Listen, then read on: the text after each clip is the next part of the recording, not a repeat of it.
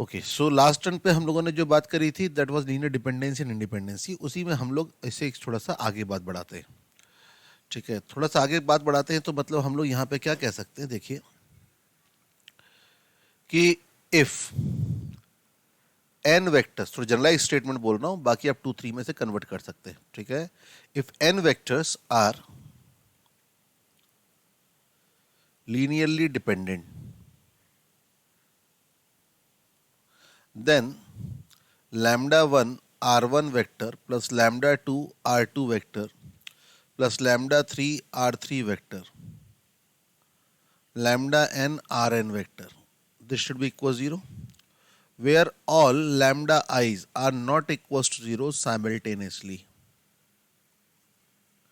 ठीक है, अच्छा अगर ये स्टेटमेंट सही है तो हम लोग यहाँ पे क्या बोल सकते हैं कि देख रहे हो कि lambda 1 r1 vector can be written as minus lambda 2 r2 vector, या फिर यहाँ माइनस कर दो प्लस कर lambda 3 r3 vector, lambda 4 r4 vector, ऐसे करते हुए लैम्डा n rn वेक्टर। तो इससे r1 वेक्टर को हम लोग लिख सकते हैं minus of lambda 2 upon lambda 1 r2 vector minus lambda 3 upon lambda 1 r3 vector minus lambda 4 upon lambda 1 r4 vector and so on till minus lambda n upon lambda 1 rn vector. तो यहाँ पे r1 vector को मैंने क्या करा, r1 vector को मैंने r2 r3 r4 till rn के टर्म्स में लिख दिया है. That means I can say that this r1 vector is what? It is the linear combination.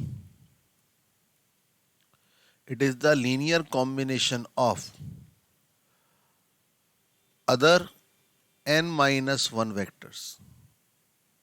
ठीक है, देखिए जैसे अभी हम लोगों ने किस में कोप्लानिटी के केस में बात करा था, तो कोप्लानिटी में क्या बोला था कि x time a vector plus y time b vector plus z time c vector is equals to 0. This represents that a vector b vector c vector are coplanar. Okay, तो अगर ये वेक्टर कोप्लानर है तो then any vector a vector can be written as some lambda times b vector plus mu times c vector, ऐसे लिख सकते हैं. तो अगर 3 वेक्टर लीनियरली डिपेंडेंट है then any one of them can be written as a linear combination of the other two. So that means if r vector is of the form of lambda times a vector plus mu times b vector, मतलब if r vector is linear combination of 2 vectors, this implies that, ध्यान देना especially for 2, okay, if r vector is a linear combination of 2 vectors a vector and b vector, this implies that r vector lies in plane of a vector and b vector. Vice versa हम लोग ये भी बोल सकते हैं कि अगर मुझे ए वेक्टर और बी वेक्टर के प्लेन में कोई वेक्टर को अज्यूम करना है, ठीक है, then we can say that X time A vector plus Y time B vector will always be a vector in plane of A vector and B vector. ये हम लोग बोल सकते हैं. ठीक है, क्वेश्चंस वगैरह करने में काम आएगा.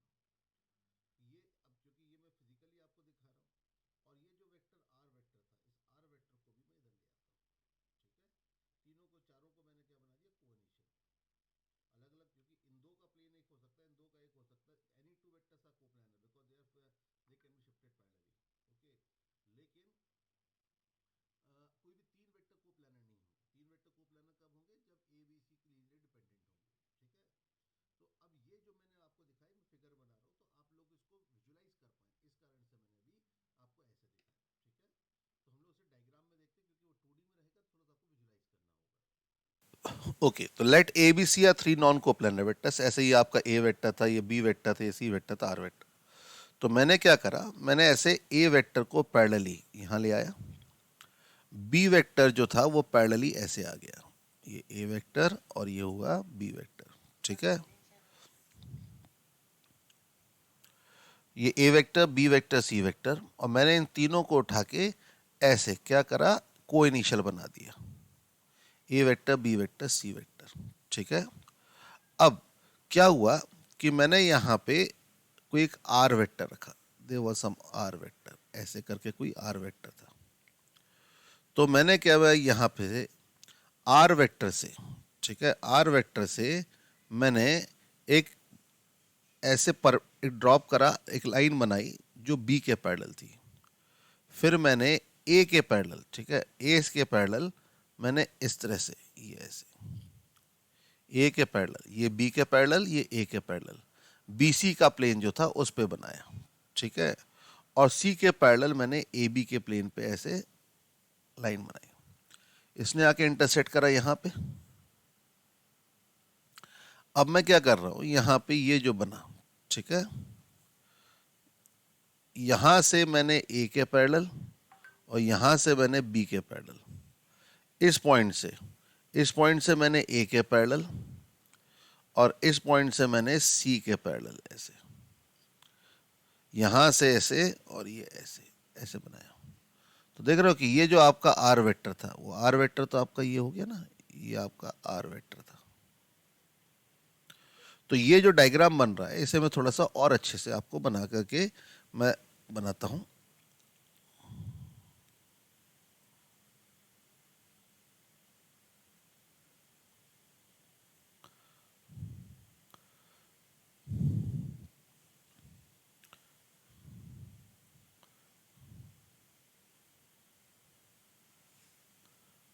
ऐसे, ठीक है।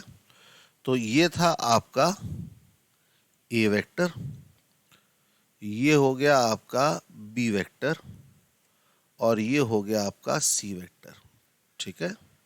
A vector, B vector, C vector ये हो गए। अब यहां पे देखो कि क्या होगा, यहां से मैंने ये आपका हो गया आर वेक्टर,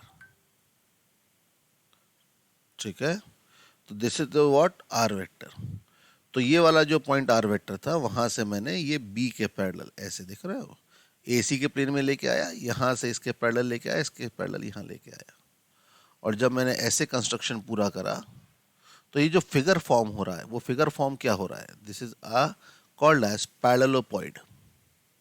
इसे क्या कहते हैं, पैरेललोपॉइड या पैरेललोपिपेड।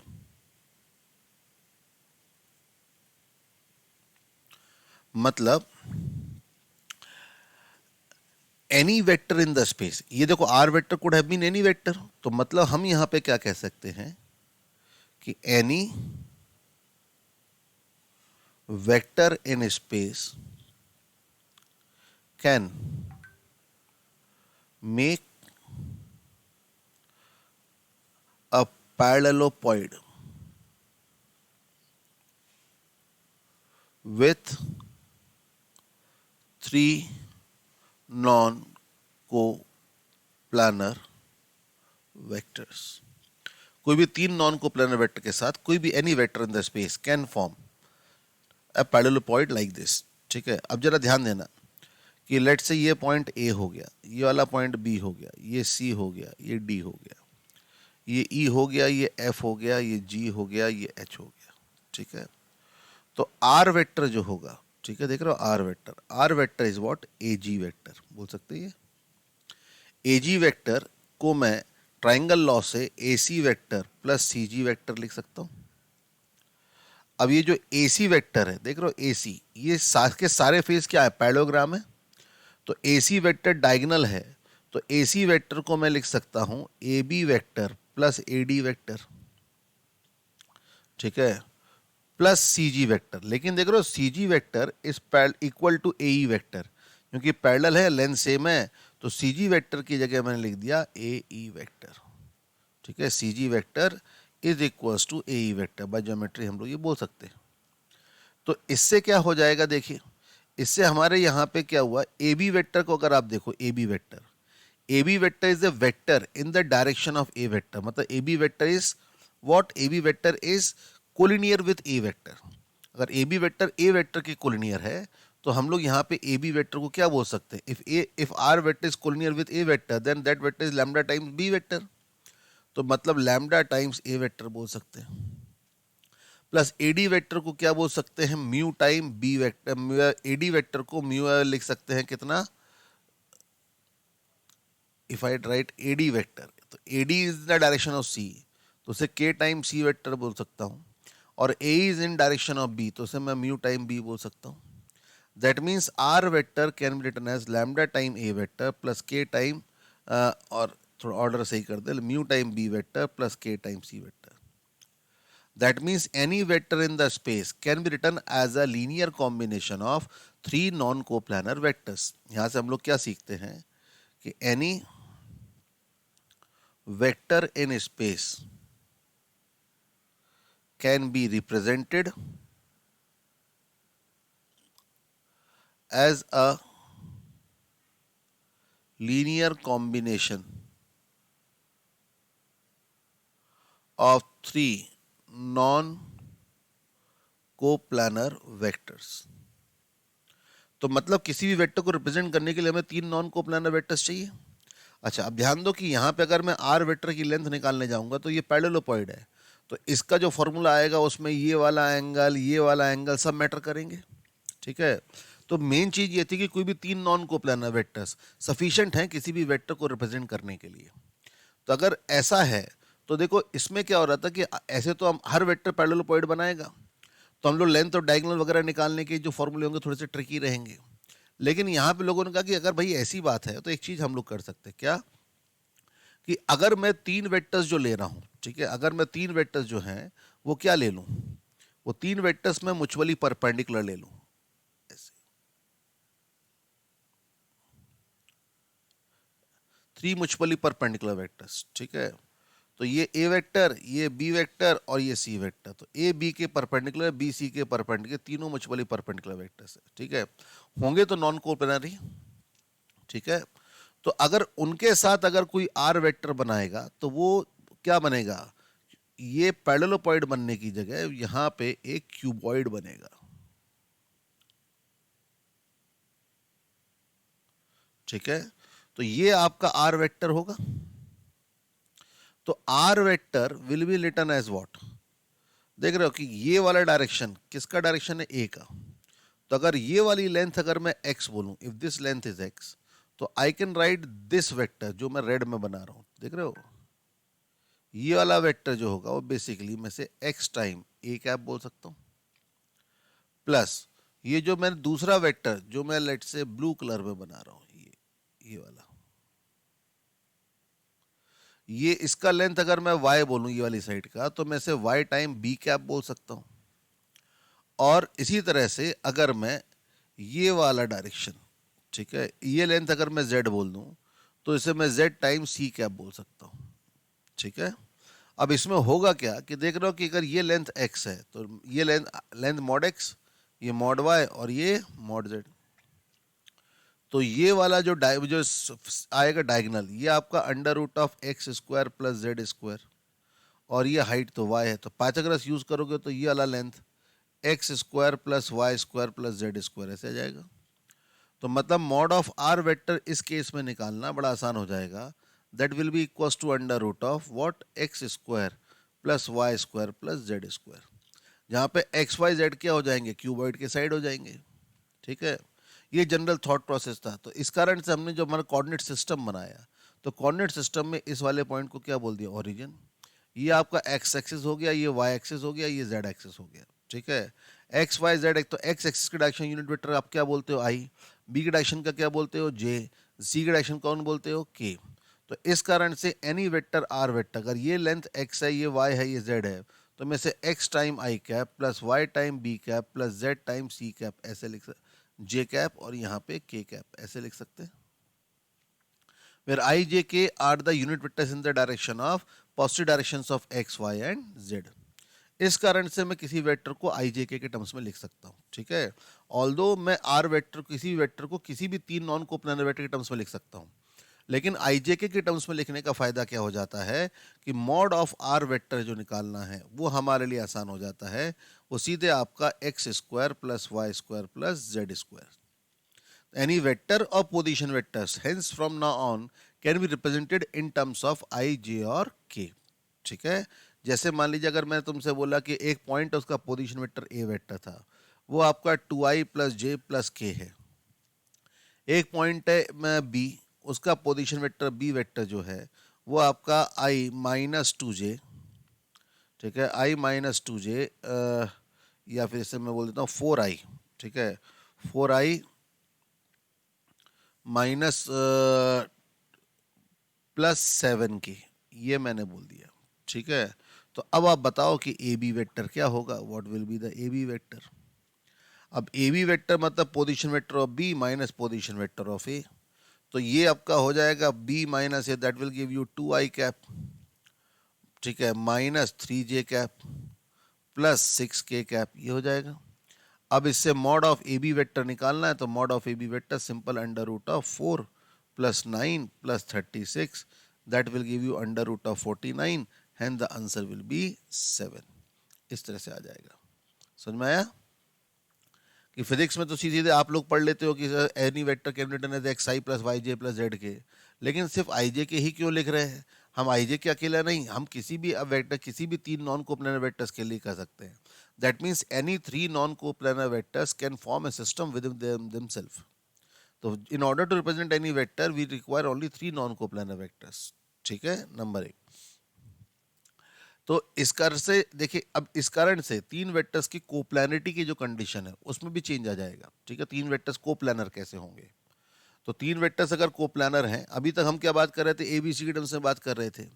अब मान लीजिए अगर 3 वेक्टर्स आपको दे रखे हैं, लेट्स से मैंने आपसे बोला R1 वेक्टर, ठीक है, R1 vector is given as what, x1 time a cap plus y1 time b cap plus z1 time c cap. R2 vector is given as x2 times a cap plus y2 times b cap plus z2 times c cap. R3 vector is written as x3 times a cap plus y3 times b cap plus z3 times c cap। ये हम लोगों ने बोला 3 vectors हैं। अब यहाँ पे 3 vectors जो हैं वो किसके टर्म्स में लिखे गए हैं? a कैप, b कैप और c cap, a b c के टर्म्स में लिखे गए हैं। Where a b c are non coplanar vectors. ध्यान देना, अब इससे क्या हुआ, A cap, B cap, C cap, unit vectors बोले, वेक्टर्स भी हो सकते हैं, ठीक है, आर नॉन कोप्लानर। अच्छा, कोप्लानर वेक्टर्स कैसे होते हैं? कोप्लानर वेक्टर्स लीनियरली कैसे होते हैं? डिपेंडेंट। तो नॉन कोप्लानर कैसे होंगे? नॉन कोप्लानर जो होंगे वो लीनियरली इंडिपेंडेंट होंगे। मतलब एक्स, अगर मैं तुमसे बोलूं कि X time A cap plus Y time B cap plus Z time C cap is equal to 0, अगर ये कंडीशन आएगी तो ये कंडीशन सिर्फ और सिर्फ तभी फॉलो होगी जब x equals to Y equals to Z equals to 0 होगा। एक्स वाई जेड सबको एक साथ क्या होना पड़ेगा? 0। समझ में आ रहा है? If A B C are non coplanar then this should be the condition. देखिए, अब अगर ये चीज हम लोगों पर ध्यान दिलाने के लिए मैंने आपको साइड में बताई थी, अब इसको यूज कैसे करें यहाँ पे, कि ये 3 वेक्टर्स हैं, अगर ये 3 वेक्टर्स कोप्लानर हैं, if R1 vector, R2 vector, R3 vector are coplanar, मतलब they lies in the same plane, ठीक है, अगर वो सेम प्लेन में लाई करते हैं तो they should be linearly what, they should be linearly dependent.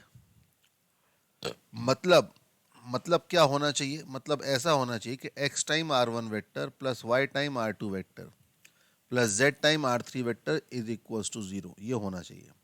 यहाँ पे x equals to x is not equals to y is not equals to z is not equals to 0, x y z की value 0 नहीं है,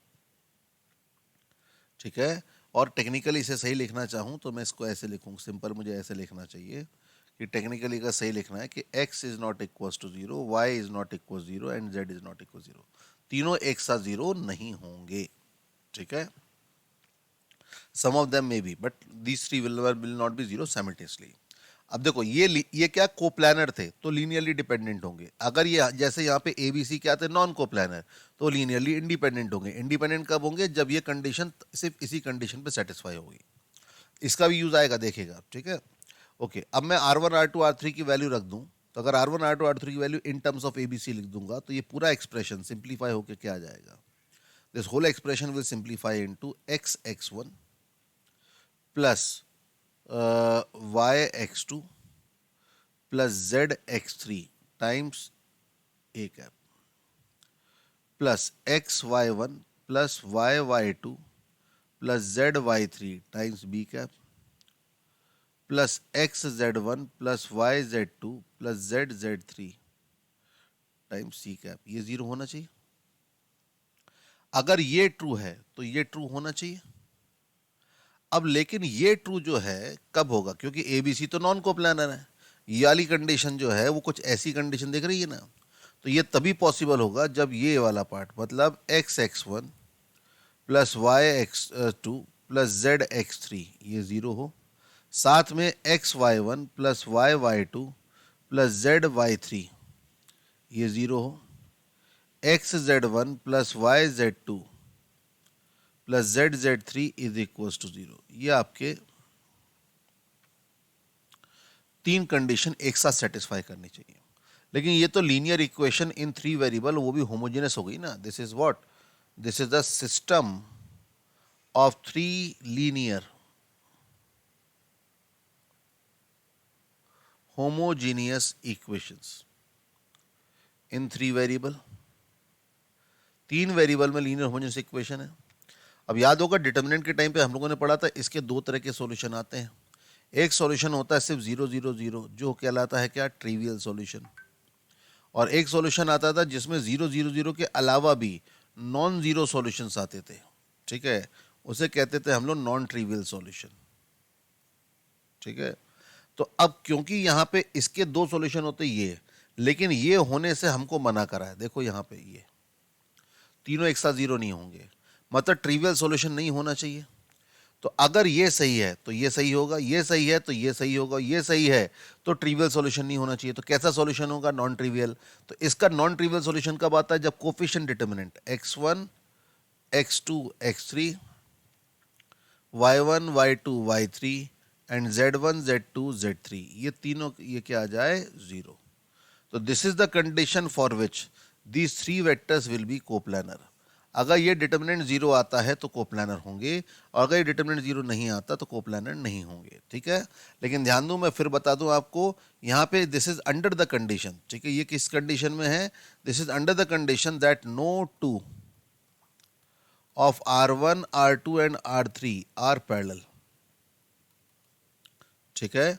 अगर parallelism ही check करना होता कि मान लो R1 R2 मुझे चेक करना है, तो आपको अगर R1 is parallel to R2 तो क्या होता कि R1 vector will be equals to lambda times R2 vector, मतलब x1 times a cap plus y1 times b cap plus z1 times c cap should be lambda times x2 a cap plus lambda times y2 b cap plus lambda times z2 c cap. होगा ये, compare करोगे तो x1 equals to lambda x2, y1 is equals to lambda y2 and z1 is equals to lambda z2, ये आएगा।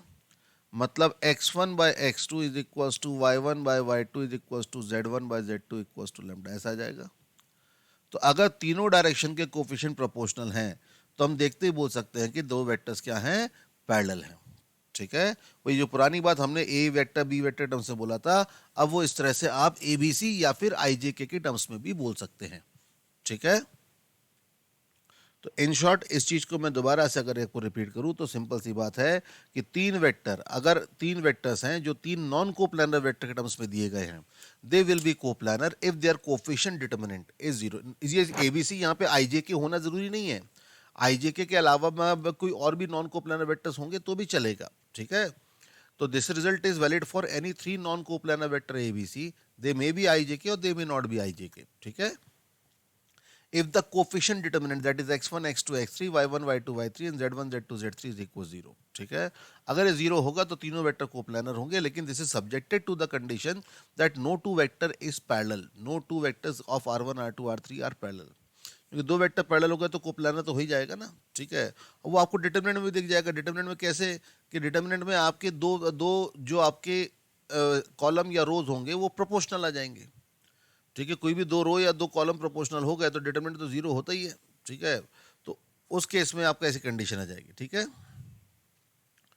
Okay, now the question is these are the three vectors, ठीक है, ये तीन वेक्टर दे रखे, A vector, B vector, C vector. Now these three vectors are coplanar, find lambda, ठीक है, find lambda if A vector, B vector, C vector are coplanar. तो अभी जो हमने कॉन्सेप्ट पढ़ा था उसके अकॉर्डिंग क्या होगा, इफ दे आर कोप्लानर तो डिटर्मिनेंट कोफिशिएंट डिटर्मिनेंट क्या हो जाएगा, 2 3 लैम्डा, 1 माइनस 1 2 माइनस 1 2 3, ये आपका क्या आना चाहिए, जीरो, अगर कोप्लानर है तो, ठीक है। तो देख रहे हो कितना हो जाएगा, 2 times minus 3 minus 4 minus 3 times 3 plus 2 plus lambda times 2 minus 1, this should be equal zero. तो देखो minus 3 minus 7 minus 14, 3 to 5 minus 15 plus lambda equal zero, तो लैम्डा की वैल्यू जो है वो 29 आ जाती है। That means for lambda equals to 29 these three vectors will be parallel, ठीक है, विल बी कोप्लानर, ठीक है।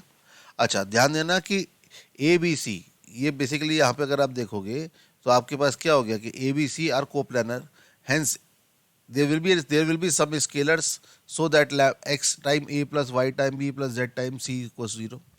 तो अगर ए बी सी को प्लानर है तो any of them can be written as a linear combination of other two, ठीक है। तो वैसा भी हम लोग पॉसिबल कर सकते हैं, ठीक है। अच्छा अब देखो कि यहाँ पे इस तरह से कि करना, इस तरह के छोटे क्वेश्चन हो जाएंगे कि भाई कोप्लानर है या नहीं है, कोप्लानर है तो बताओ लैम्डा की वैल्यू क्या होगी, म्यू की वैल्यू क्या होगी, सिंपल से आपको ये चीज़ बतानी है, ठीक है। तो इस तरह के क्वेश्चन हो सकते हैं। अब देखिए कि क्या है कि वेक्टर और 3D, 3D is basically application of vector, ठीक है। तो हम लोग वेक्टर के साथ साथ क्या करेंगे, थोड़ा सा 3D भी पढ़ते जाएंगे, लेकिन वेक्टर के साथ जो हम 3D पढ़ेंगे उस 3D वाले पार्ट में बेसिकली हम लोग किसकी बात करेंगे, we will be talking about the vector equations, not the Cartesian equation. हम 3D में जब बात करेंगे तब कार्टेशियन इक्वेशन की बात करेंगे और वो कैसे कोरिलेट होती है इनसे, तो वो बात करेंगे, लेकिन अभी हम बात कर रहे हैं vector equation of a line. Vector equation of a line मतलब एक 3 डायमेंशन स्पेस है, ठीक है, एक 3 डायमेंशन स्पेस है आपके पास,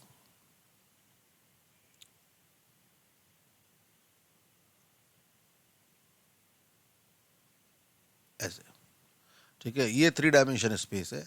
इसमें देखो ये हो गया आपका एक्स एक्सिस, ये हो गया आपका वाई एक्सिस, और लेट से ये हो गया आपका जेड एक्सिस, ठीक है।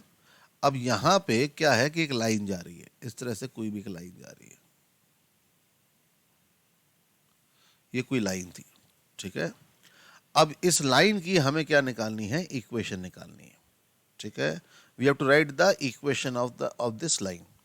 Now vector equation of line, that means I have to write the equation in terms of any point, that if there is any point P on this line, let's say the position vector of P is R vector, so we have to create a equation in which will be satisfied by every point P or R vector which lies on the line, ठीक है, जो line पे लाई करने वाले हर point की true हो। तो वो इक्वेशन कैसे ले सकते हैं, तो लेट से अब देखो लाइन बनानी है तो हमने क्या बोला कि लाइन जो है वो एक फिक्स पॉइंट से पास कर रही है। लेट से एक फिक्स पॉइंट हो गया क्यू, क्यू के क्यू के कोऑर्डिनेट जो क्यू का पोजीशन वेक्टर जो है वो आपको लेट से बोल दिया कितना, ए वेक्टर, ठीक है। क्यू का पोजीशन वेक्टर कौन है, ए वेक्टर, ठीक है। अब किसी पॉइंट से पास करने वाली कितनी लाइन हो सकती है, इनफाइनाइट, लेकिन उसका डायरेक्शन कैसे बताओगे, how you will tell the direction of a line, कि भाई ये इस वेक्टर के पैरेलल है, मतलब the line is going parallel to this vector. तो मान लो the line is parallel to B vector, ठीक है। So we want to find the equation of a line passing through point with position vector A vector and parallel to B vector, ठीक है। तो वो कैसे लिखें, अब जरा देखो कि इसके अकॉर्डिंग जो ये क्यू पी वेक्टर होगा, क्यू पी वेक्टर क्या आएगा, पी का position vector R vector minus A vector होगा ये। अच्छा लेकिन देखो क्यूपी अगर लाइन पे है तो लाइन तो बी के पैरेलल है, तो QP vector should be parallel to B vector, मतलब QP vector is equals to lambda times B vector बोल सकते हैं। तो इस कारण से बताओ क्यूपी वेक्टर क्या लिखेंगे, QP vector is R vector minus A vector, that is lambda time B vector, hence R vector A plus lambda B, this is the equation, ठीक है। तो जो भी पोजीशन वेक्टर इस लाइन पे लाई करेगा वो हमेशा सेटिस्फाई करेगा, ठीक है। अब आप बोलोगे सर ये लैम्डा क्या है, लैम्डा की वैल्यू यहाँ पे क्या इंपॉर्टेंस रखती है, ठीक है। ए तो समझ में आ गया, ए से पास कर रहा है। अब जरा देखो कि यहाँ पे अगर कोई पॉइंट पी मूव करेगा तो क्या चेंज होगा, क्या ए चेंज होगा, नहीं, क्योंकि ए तो फिक्स पॉइंट था। क्या बी चेंज होगा, नहीं, क्योंकि बी तो उस लाइन फिक्स वेक्टर जिसके पैरेलल लाइन है। तो अगर पॉइंट पी चेंज करेगा तो सिर्फ कौन चेंज होगा, लैम्डा चेंज होगा। That means for every value, lambda is a scalar, ठीक है, लैम्डा क्या है, एक स्केलर है। For every value of lambda we will get a point on line, ठीक है। लैम्डा की हर एक वैल्यू के लिए हमें क्या मिलने लग जाएगा, एक पॉइंट मिल जाएगा, किस पे, लाइन पे। ये मतलब है, ठीक है। और इसको आप वैसे भी देखना चाहो तो R vector minus A vector is lambda time B vector. तो अगर मैं मॉडुलस लूंगा तो modulus of R vector minus A vector is equals to mod of lambda times mod of B vector. तो मॉड ऑफ लैम्डा जो आएगा mod of R vector minus A vector, ये आ जाएगा। तो mod of lambda represents what, mod of lambda represents basically distance between the variable point and A upon the modulus of B, ठीक है। ये आपका मॉड ऑफ लैम्डा आएगा। समझ में आया सबको ये? क्वेश्चन है कि find the equation of a line through the point this 2i minus J plus K and parallel to the line minus I plus 2j minus 2k। That means this is what, this is A vector and this is what, B vector. तो any equation R vector will be 2i minus J plus K plus lambda times I, ये आ जाएगा। तो ये आ जाएगा। तो देखो यहाँ पे क्या हो जाएगा कि ये simple R vector is equals to 2 plus lambda I cap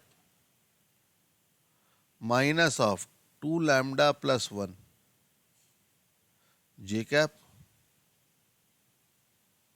और plus 1 minus 2 lambda times K cap. ये आपके आर वेक्टर आ जाएगा, ठीक है। तो अब जैसे जैसे पॉइंट मूव करेगा कौन चेंज होगा, लैम्डा चेंज होगा। तो देखो जैसे लैम्डा की वैल्यू अगर 1 रख दूं तो 1 रख दूं तो क्या पॉइंट आएगा, 3i minus 3j minus 3k। तो lambda equals to 1, lambda equals to 1 will be equals to 3i minus 3j minus 3k। इसका मतलब क्या हुआ कि जो लाइन है ये इस लाइन पे एक पॉइंट होगा 3 माइनस 1 माइनस 3, ऐसे करके एक पॉइंट आएगा। For every value of lambda you will get a point, ठीक है। अच्छा, इसी तरह से अगर मैं तुमसे बोलता हूं कि लेट से इस तरह से कि एक लाइन है जो R vector is 2 lambda plus 1 I cap plus 1 minus lambda times J cap plus 3 lambda plus 2 times K cap. ये लाइन की इक्वेशन है।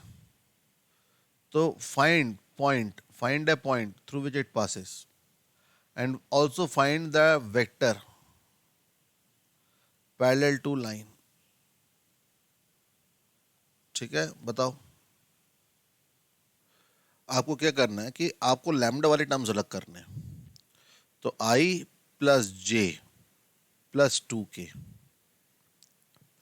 ठीक है, प्लस लैम्डा वाले टर्म्स अलग कर लो। तो 2i minus J plus 3k।